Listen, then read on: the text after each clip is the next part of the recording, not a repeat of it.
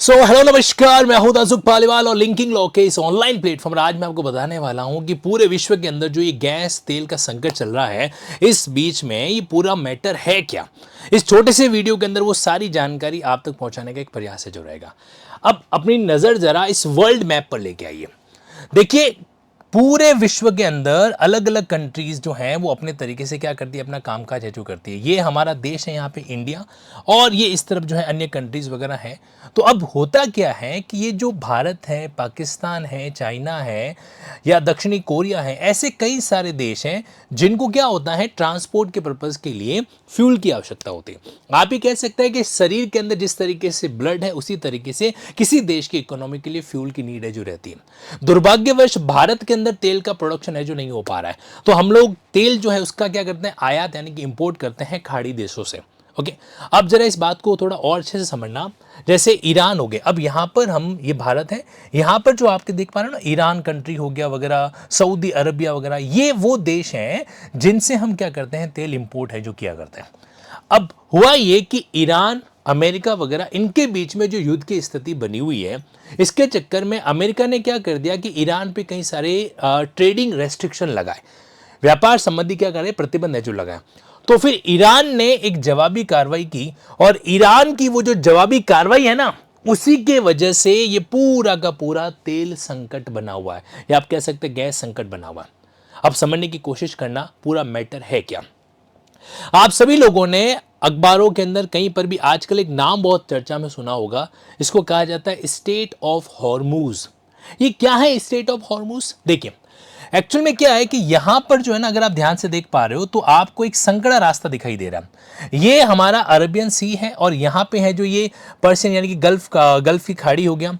तो अब ये जितना भी एरिया है, कुवैत, सऊदी अरबिया, यमन वगैरह, ईरान वगैरह, इराक है, तो ये लोग क्या करते हैं, इस समुद्री रास्ते से इस बड़े महासागर के अंदर मिल जाते हैं, और यहां से फिर वो सप्लाई आगे आपके किस तरीके से मुंबई, बेंगलुरु, कर्नाटका, यहां तक है जो भारत के अंदर पहुंचती है। ओके, तो अब ये जो संकड़ा रास्ता यहां पर आपको दिखाई दे रहा है ना, ये क्या है कि यूं तो समुद्र बहुत बड़ा है, लेकिन इस पॉइंट पर आकर जो रास्ता है वो सिर्फ और सिर्फ कितना, 33 किलोमीटर ही रहता है। मतलब एक जगह पर इसकी जो चौड़ाई है वो सिर्फ 33 किलोमीटर है। ईरान के ऊपर जब अमेरिका ने व्यापारिक रेस्ट्रिक्शन लगाए, तो ईरान ने जवाबी कार्रवाई करते हुए इस रास्ते को बंद कर दिया। जब इस रास्ते को बंद कर दिया, इसको कहा जाता है स्टेट ऑफ हॉर्मूज। तो इसको जब बंद कर दिया, तो यहां से तेल की सप्लाई जो है आना बंद हो गई, क्योंकि अब समुद्री रास्ते, जो भी तेल के बड़े बड़े जहाज होते हैं वो समुद्री रास्ते के जरिए आते हैं। तो ये एक तरीके से गल्फ की खाड़ी से आने वाले सप्लाई थी शिप, तो उनको इस तरीके से यहां पर आगे लेके जाता है। अब यहां पर मैं आपको 2-3 जानकारी और देना चाहता हूं। हमारे देश, क्या पूरे विश्व की अगर बात करें, तो एक कंट्री है जिसका नाम है यूएई। हाल ही में, मतलब आज की तारीख की बात बता रहा हूं, 15 मई 2026 को हमारे देश के जो प्राइम मिनिस्टर हैं वो यूएई से मीटिंग करने के लिए निकल गए।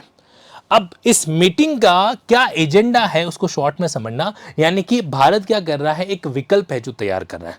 क्योंकि अब ईरान वगैरह से तो ये हॉर्मूज के ऊपर तो डिपेंड रह नहीं सकते, कभी रास्ता खोलेंगे, कब वहां से तेल की सप्लाई प्रॉपर तरीके से हो पाएगी, इस तरीके से। तो उन्होंने क्या किया, इन्होंने यहां पे इनसे मुलाकात की।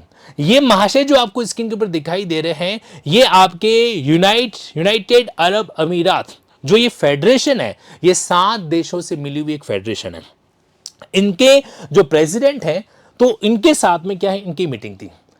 अब ये जो शेख साहब है, प्रेसिडेंट हैं किसके, यूएई के, तो इनके साथ में हमारे देश के जो मुखिया, इनकी मीटिंग हुई, और मीटिंग बहुत ही पॉजिटिव रही। मैं आपको एक इसकी मीटिंग का एक झलक दिखाना चाहता हूं कि जब हमारे देश के प्राइम मिनिस्टर का एयरक्राफ्ट वहां पहुंचता है ना, तो बाकायदा यूएई ने खुद क्या करिए, अपने फाइटर जेट को एस्कॉर्ट में लगाया, क्योंकि एक तरीके से यूएई भी ऐसा एरिया है जहां पे युद्ध के हालात थोड़े से आसपास दिखाई दे रहे हैं। तो बाकायदा एस्कॉर्ट सर्विसेज देगी फाइटर जेट की तरह। ये बीइंग इंडियन हमारे लिए अच्छी बात है कि मतलब हमारे देश के जो लीडर हैं उनको दूसरे देश रेस्पेक्ट प्रॉपरली दे रहे हैं। अब हुआ क्या कि ये जो यूएई है, जिसमें ये क्या है, 7 एक तरीके से अलग अलग अमीरात हैं, Abu Dhabi, Dubai, Sharjah, Ras al Khaimah, Fujairah, Ajman, और साथ साथ में अल क्वेन। तो इनमें से जो दुबई है वो आप सभी जानते हैं, बहुत फेमस है, बुर्ज खलीफा वगैरह वो सारा यहीं पे आ रखा है। तो इनके हेड ने क्या कर दिया, हरी झंडी दे दी है। अब इनके और हमारे देश के बीच में जो एग्रीमेंट हुआ है, उस एग्रीमेंट के अंदर दो इंपॉर्टेंट बातें आपको देखने को मिलेगी। एक तो इन्होंने ये तय कर दिया कि चाहे कोई भी हालात हो जाए, अगर युद्ध भी हो जाए तो भी हम आपको सप्लाई बंद नहीं करेंगे। एज अ फैक्ट मैं आपको बताना चाहता हूं कि हमारे देश का जितना ऑयल इंपोर्ट होता है ना, तो 40% ऑयल इंपोर्ट यूएई से होता है। तो ये वाकई में एक बहुत अच्छी गुड न्यूज़ है कि एक ऐसा समझौता हो चुका है जिसके तहत यूएई ने इस बात की गारंटी दे दी है कि अगर युद्ध के हालात हो जाएंगे तो भी यूएई हमको ऑयल सप्लाई करता रहेगा। पहली बात तो ये। और दूसरा, इस समझौते में वैसे तो और कई सारे पॉइंट है, बट एक और पॉइंट आपके समझने लायक है। उन्होंने ये कहा है कि ये जो आपका बेंगलुरु के पास बेंगलुरु है ना, वहां पर हम क्या करेंगे, इस तरीके का जो है ना अंडर अर्थ, जमीन के अंदर जो इस तरीके का इमरजेंसी स्टोरेज बनेगा। तो उस इमरजेंसी स्टोरेज को फिल है जो किया जाएगा, ताकि किसी कारण अगर मान लीजिए कुछ टाइम के लिए सप्लाई बंद हो भी गई तो आप अपने उस इमरजेंसी स्टोर से अपने देश के अंदर क्या कर सकते हैं, ऑयल सप्लाई है जो कर सकते हैं। इस बात का भी एश्योरेंस हुआ। इसके अलावा और भी कई सारे डिफेंस वगैरह, मिलिट्री ट्रेनिंग वगैरह की बातचीत हुई है। लेकिन साथ साथ ये जो दो खबर है ना, ये भारत के लिए बहुत अच्छी है। अच्छा, सबसे मजेदार बात पता है क्या, अगले 10 साल के लिए स्टेबल प्राइस पर, जैसे ही क्या होता है कि विश्व के अंदर जब भी कच्चे तेल की कीमतें बढ़ती तो अचानक भारत के अंदर भी ऑयल प्राइस जो है बढ़ जाते हैं। तो ये जो ऑयल यूएई से आएगा अगले 10 सालों तक, तो कहा जा रहा है कि स्टेबल प्राइस पॉलिसी पर भी क्या हुआ है, साइन है जो है, यानी कि जो भी ऑयल सप्लाई किया जाएगा वो स्टेबल प्राइस पे है जो किया जाएगा। तो ये खबर थी भारत के पॉइंट ऑफ व्यू से बड़ी, मुझे ऐसा लगता है दैट्स रियली गुड न्यूज़, क्योंकि अब कहीं की हॉर्मूज पे थोड़ा सा हमारा डिपेंडेंसी है जो कम होगा।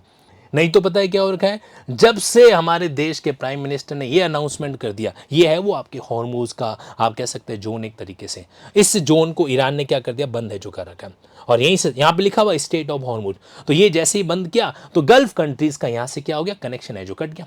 अच्छा, सवाल ये आता है कि अगर स्टेट ऑफ हॉर्मूज बंद हो जाता है तो फिर ये यूएई कैसे सप्लाई करेगा। देखो जी, यूएई कहां पर है वर्ल्ड के मैप के अंदर, समझना। यहां पर आप थोड़ा सा इसको डाउन करेंगे तो ये आपके सामने यूनाइटेड अरब अमीरात है जो आ रहा है। तो इसने क्या कर रखा है, इसने बकायदा एक जमीनी में पाइपलाइन भी बिछा रखी है। इस पाइपलाइन से ये क्या कर रहा है, मस्कट के आसपास जो है इस ऑयल को यहां तक लेके आ सकता है। यानी कि स्टेट ऑफ हॉर्मुज के अलावा भी यूएई के पास एक ऑप्शन और है, उस जो ऑयल पाइपलाइन है उसके जरिए ऑयल को यहां तक लाने का। और शायद इसीलिए उसने गारंटी दी होगी कि तुम चिंता मत करो, जब जरूरत पड़ेगी तो हम इसको कंटिन्यू है जो करते रहेंगे। बट ओवरऑल बात यह है कि भारतीयों के लिए ये अच्छी खबर है। एटलीस्ट 40% का सप्लाई जो आ रहा था वो तो एश्योर हुआ।